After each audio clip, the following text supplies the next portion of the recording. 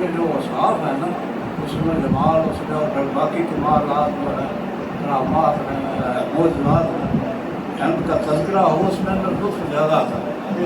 نعت خان تعریف بھی نعت کی ایسی کرتے ہیں کہ جس میں آقا نعت وسلم کی تعریف ہو مختلف پہلوؤں سے سر کا پا جو ہے نا آپ کا وہ ایک گلدستہ پیش کیا جا سکتا ہے.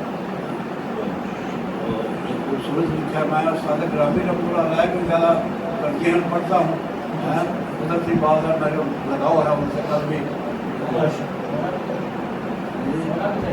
مجھے اس میں بڑا لطف آتا ہے. حقیقت ہے آپ کی جو وہ تخیل ہے نا انداز بیان ہے ایک تو معیار بھی آپ کا بڑا علمی معیار بھی ہے اس میں اور پھر وہ پرواز ہے نا آپ کی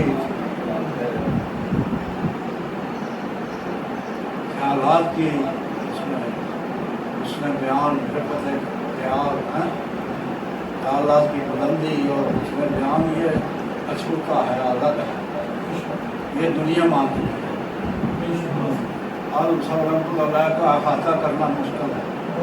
حقیقت بات ہے جو درویش شفٹ لوگ ہیں نا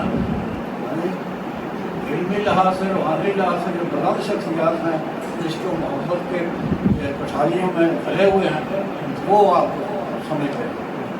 مجھے تو بڑا لطف آتا ہے کہ میں جب بھی میں آپ کا کلام سارا دن پڑھتا ہوں میرا یہ نہیں پڑھتا.